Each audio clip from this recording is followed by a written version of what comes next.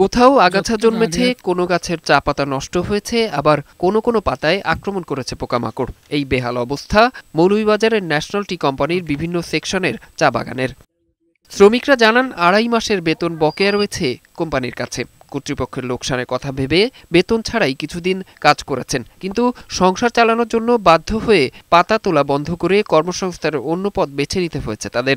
আমরা 2 মাস থেকে বেতন পাচ্ছি না বলে চা বাগান আমরা বন্ধ করেছি। তুললে আমাদের সংসারটা চলে, এখন তো আমাদের অনেক কষ্ট হচ্ছে। টাকা পয়সা বেতন হয় না, কি খাওয়াবো বাচ্চা কাচ্চাকে? সরকার আমাদেরকে কোনো মতন করে কাজটা খুলে দেওক, আমাদের বেতন দিয়ে দেওক, আমরা কাজ করব, খাবো। চা বাগান একটা ক্ষতির মুখে চলে যাচ্ছে। চা বাগানে যে পাতাগুলো নষ্ট হচ্ছে, শ্রমিকরা কিন্তু এটা যত্ন করিয়ে রাখে, শত শত কোটি টাকার সম্পদ কিন্তু নষ্ট হচ্ছে। এদিকে চা বাগানে পাতা তোলা বন্ধ থাকায় কয়েক কোটি টাকার ক্ষতি হয়েছে বলে জানালেন ন্যাশনাল টি কোম্পানির একটি বাগানের ব্যবস্থাপক। ন্যাশনাল টি কোম্পানি প্রায় 5 থেকে 6 লক্ষ কেজি মেট্রির ঘাটতি রয়েছে। এই 5 থেকে 6 লক্ষ কেজির চায়ের দাম আনুমানিক বাজার মূল্য 10 কোটি টাকার উপরে হবে। এটিকে রাষ্ট্রীয় ক্ষতি হিসেবে মনে করছে শ্রম অধিদপ্তর।